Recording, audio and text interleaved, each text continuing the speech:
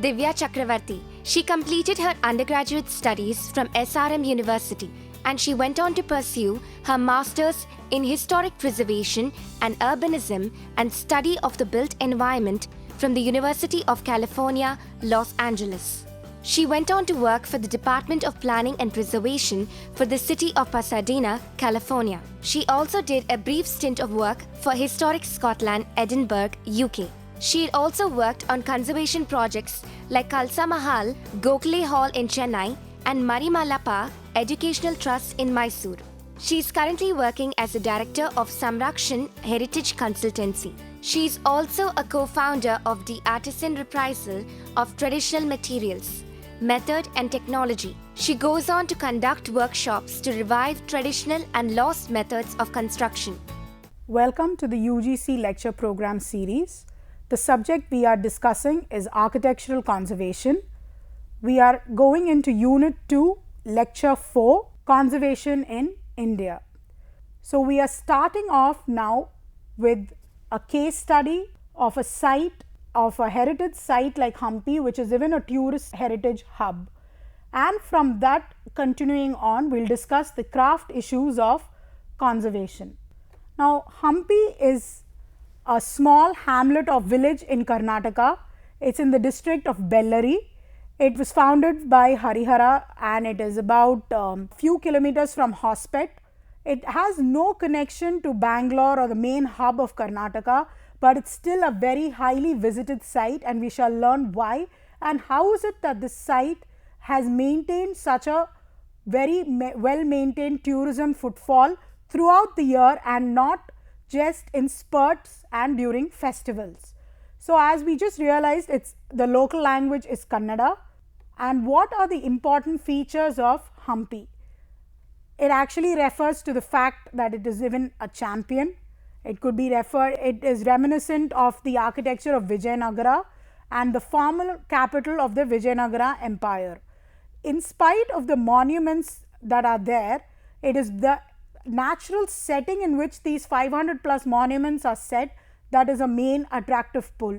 You have a beautiful Tungabhadra river, you have beautiful grass and farmlands on one side and rocky, beautiful granite rock side elements like we see in the image here on the other. So this is the true reflection of Hampi. On one side you have a fertile environment and on the other you have a rocky side which is reminiscent of the architecture and providing the materials for most of the monuments that have been constructed there. Hampi unfortunately or fortunately gained a lot of importance only once UNESCO stepped in and declared it a World Heritage Site. Till then it was pretty much ignored. Our very own country did not do much for it till UNESCO stepped in. What is the criteria when UNESCO chose this to be a World Heritage Site? It represents a masterpiece of human creative genius and cultural significance. It bears a unique or very exceptional testimony to a style of architecture or culture that actually no longer even exists.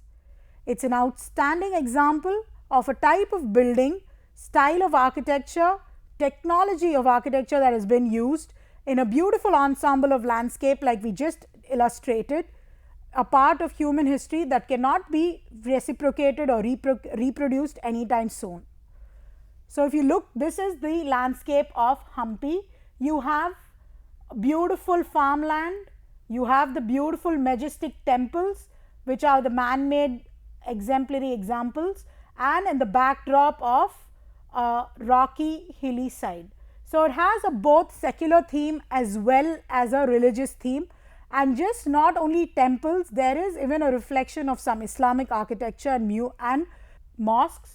So it's a combination of secular and even in the religious buildings you have two kinds of religion that are represented in Hampi. Now let's look at the layout of this. On to the top you have the Pattadakkal temple complex, you have the Jambulinga temple, the Galaganada, the Kashi Vishwanath, the Mallika Arjuna, the Virupaksha temple is the most important, Sangameshwara, and the Malaprabha river which is like a tributary of Tungabhadra. So now this point of time the river is not perennial, so it's dried up, but most times it is flowing with water. You have a fertile area on that side, and here you have the rocky mountain side, and in the valley like place is where Hampi exists. So what is the historical significance? Number one, it was the mighty seat of the Vijayanagara Empire, but it also has a religious association which is obviously mythological. It is believed that the great epic of Ramayana, this is where the monkey kings Vali and Sugriva actually stayed, and this is where Rama came to ask for help. And this is even where Hanuman even stepped down and took a couple of hills and monuments to help build the bridge. So this, it has a lot of religious significance as well, even though it's mythological. So you have people coming here for festivals during the season of Ramanavami or during the Hanuman Jayanti. So there are a lot of footfall periods that come in because of just religious factors and nothing to do with the monuments. So it is you can see the rocks play an important role. The way these rocks are cut up, some of them are man-made and some of them are naturally existent. So this is the importance of Hampi. The natural rock formations, the quality of rock. There some rocks are the pinkish yellow, some you have the orangish yellow, and all of these are very important because it's these rocks that are used to make the monuments that we shall be seeing. These are the exemplary examples of architecture that you see. The monuments of the Vijayanagara category, religious, civil, military buildings. Most of the monuments are actually from the Vijayanagara period like we mentioned, but there are some which are of Islamic origin. If you look at the religious buildings of importance, you have the Krishna temple complex, the Virupaksha temple, the Pattabhiraman complex, and if you look at the civil buildings, which is the most important and attracts the most viewers, is the aqueducts and canals. Because the Tungabhadra river was not perennial, they couldn't go any time of the year, they actually had reservoirs built, aqueducts and canals built, so water could reach the inner parts of Hampi and Hospet with these from the Tungabhadra river. The next civil building is the Zanana enclosure, which is Islamic in origin, the Lotus Mahal complex. In the military buildings category, you have the Elephant Stable and the King's Balance. This is the example of the aqueducts and canals.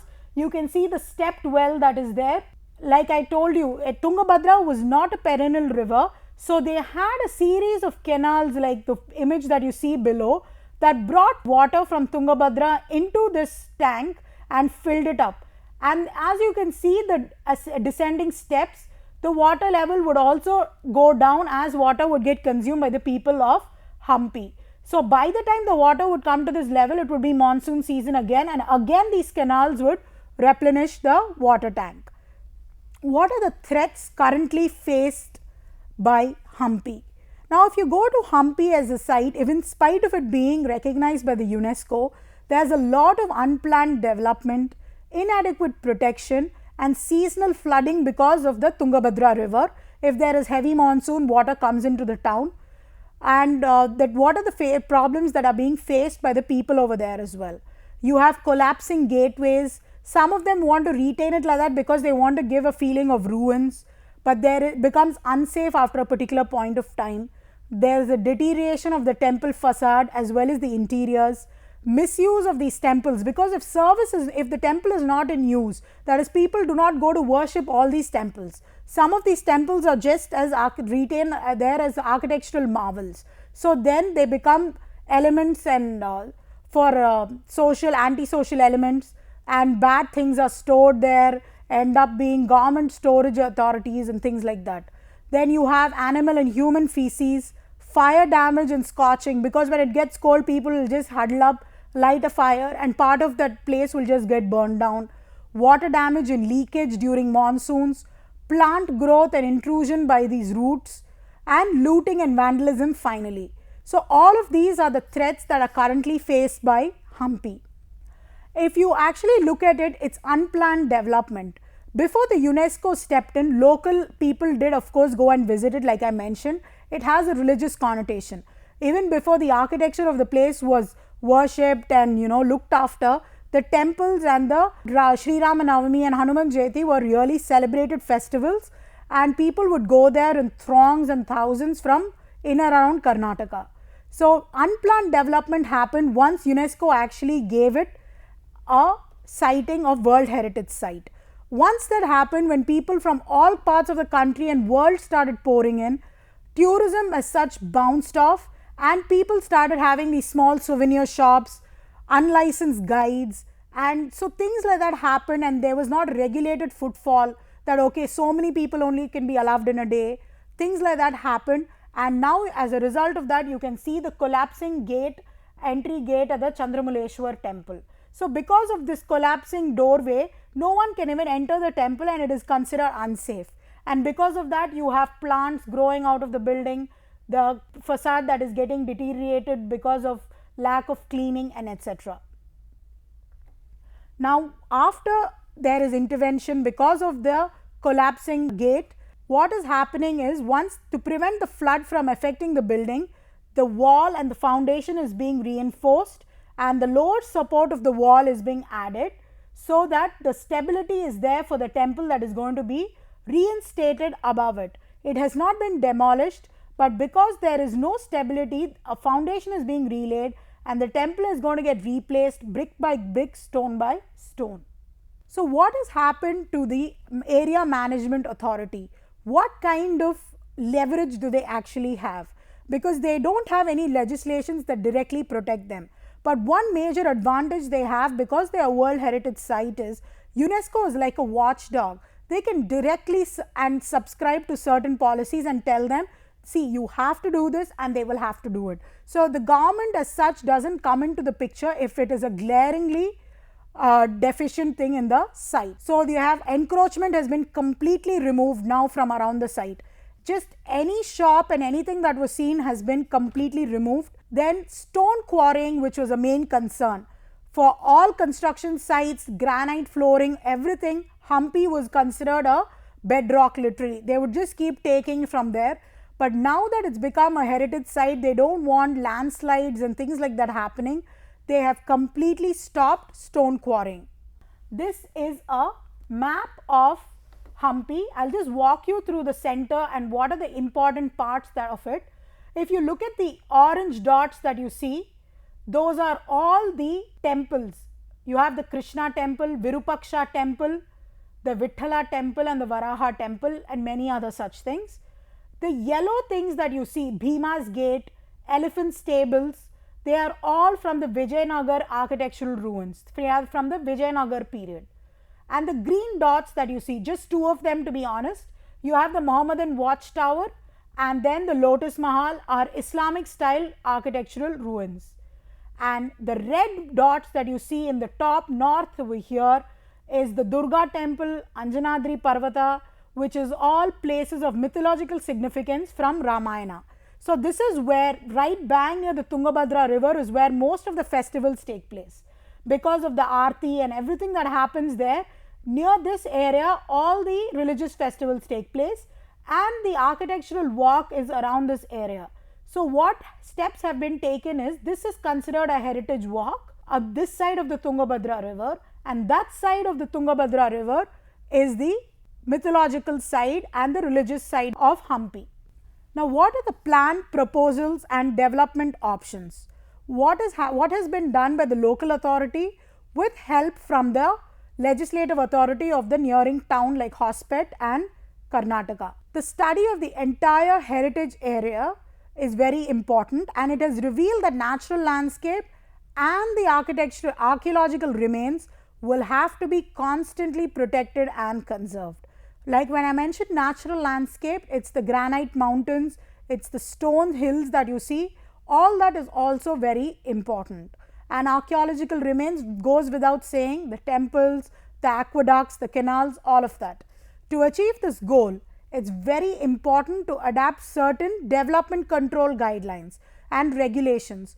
Haphazard development is not going to help. We have to have certain guidelines to help the growth of this heritage site.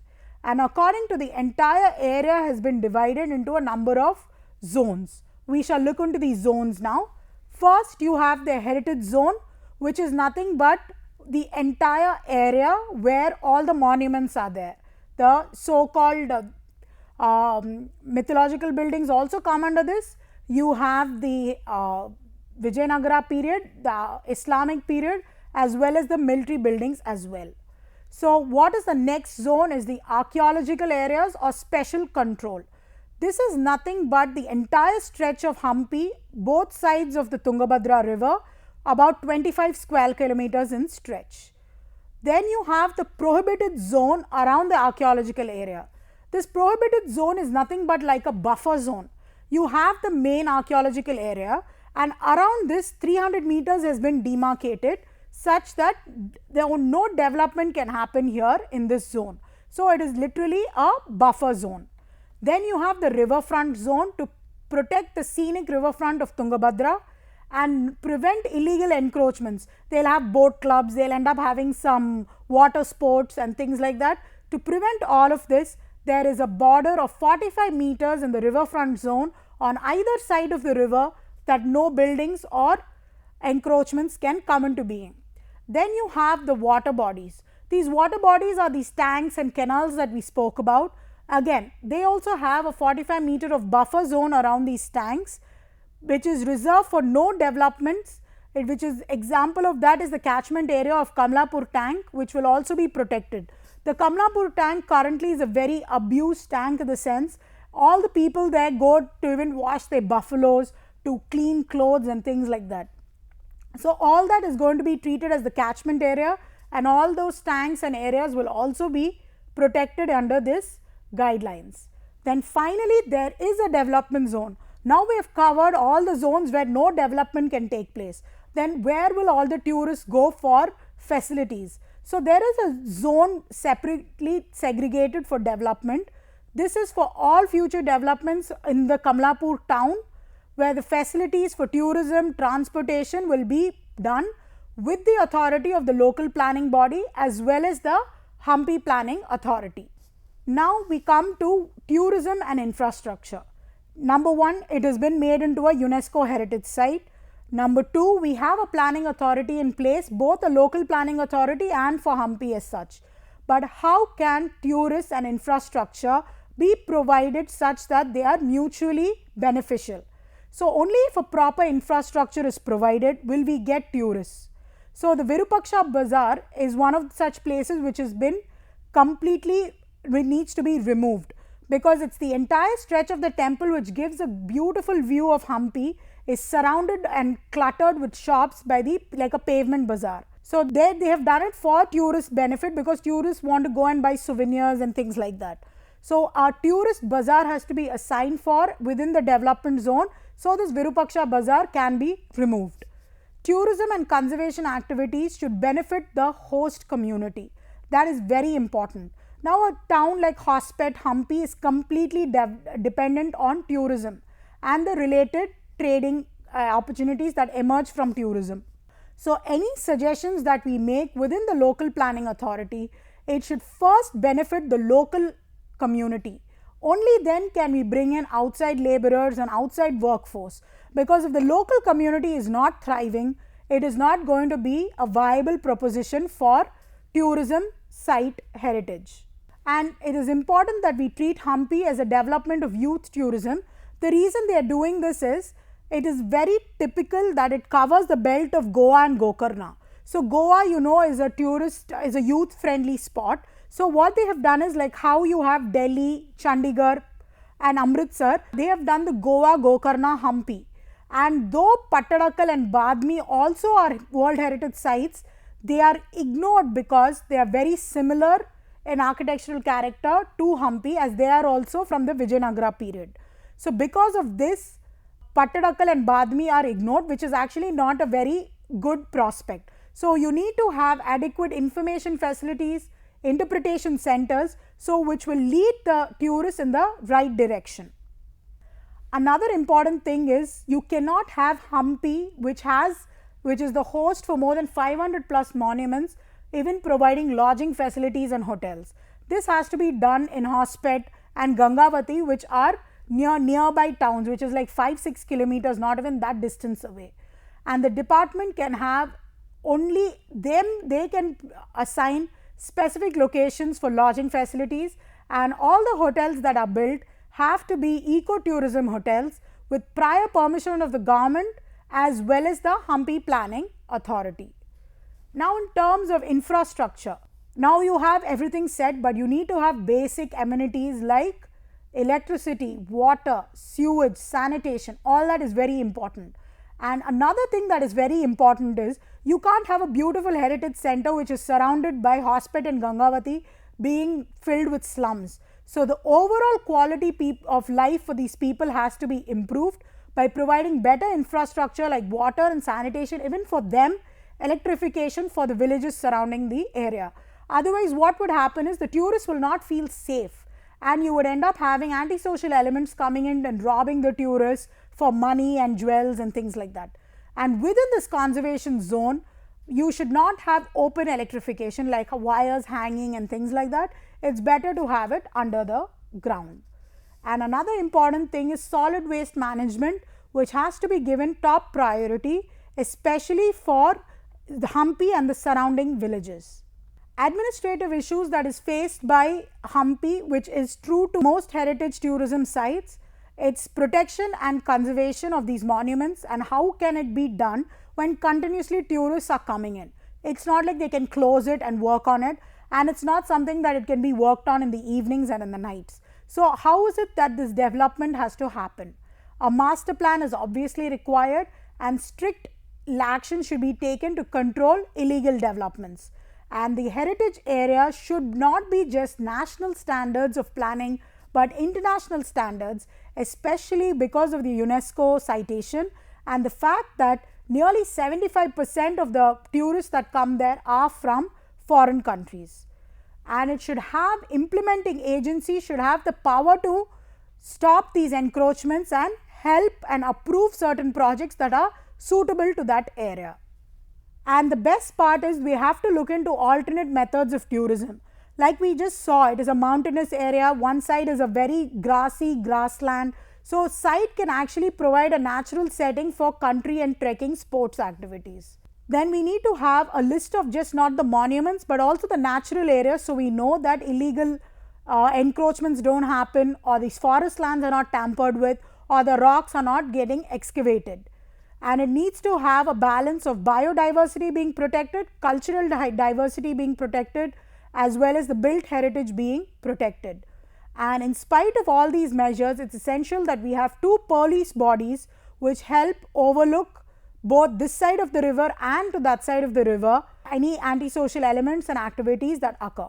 And we have to augment or increase the underground water resources, because we need to provide running water for tourists. We cannot have water scarcity happening and depend only on Tungabhadra. So rainwater harvesting is something which has to be looked into. And public housing schemes has to be encouraged to have uniform social and physical infrastructure. Like we discussed, you cannot end up having slum-like dwellings either side of Hampi. All the villages like Anangodi, Gandhimati, and as well as Hospet should all have uniform housing and similar level of standard of living.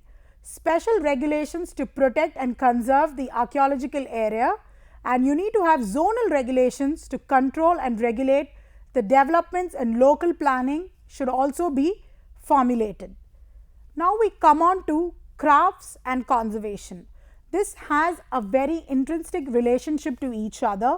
They support each other and they actually enjoy a beautifully symbiotic relationship. Every conservation project will definitely deal with craft of some kind. Craft is characterized by certain type of making. You have certain objects that are made from scratch. There needn't be a prescribed method to make it literally in a written format. And it also can be considered a workmanship of risk, because the quality of the result depends on the material, depends on the person who's making the product, and it's medium specific because the material plays an entirely important role along with the technology that is being used. Crafts are just not mere objects that are situated inside a building. It's part of the way the building is built.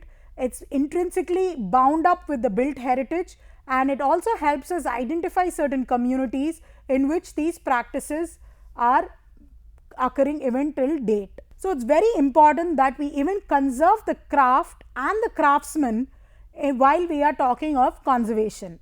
If you actually think of crafts as intangible heritage, the know-how of it, the knowledge behind it becomes tangible, because it is our sense of knowledge and loss of knowledge we have if the craftsman perishes and if the craft dies.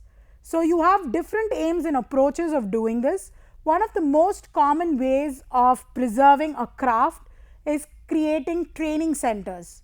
What does actually a training center do? You actually bring upon these craftspeople so they can teach interested parties of the craft that they are practicing. For example, it could be kalamkari, Madhubani painting, Atungudi tiles, Chettinad plaster. It could be anything that these people, you have to give them an economic viable option of practicing that craft. You can't expect that craftsperson to actually force his children into the craft when that craft is dying and no one is making any money in it. So it is our responsibility to ensure that it is viable. It is a viable economic profession to practice that particular craft. This can be ensured by training centers as well as having craft villages in the outskirts of certain urban centers. So that could end up being a village in a weekend hangout spot where you can go and see how this craft is made. These craftspeople can live in their own environment and things like that. Now we come to the end of the unit. We saw the case study of Hampi in Karnataka. We saw how a heritage tourist site needs to be treated. And the next thing we saw about is the role of craft and conservation and how craft and conservation enjoy a symbiotic relationship. Now, based on our lecture now, we should be able to answer these following questions. What is craft? How can craft and architectural conservation enjoy a symbiotic relationship? List out certain lessons we can learn about conservation from Hampi, Karnataka. Thank you. That brings us to the end of this lecture.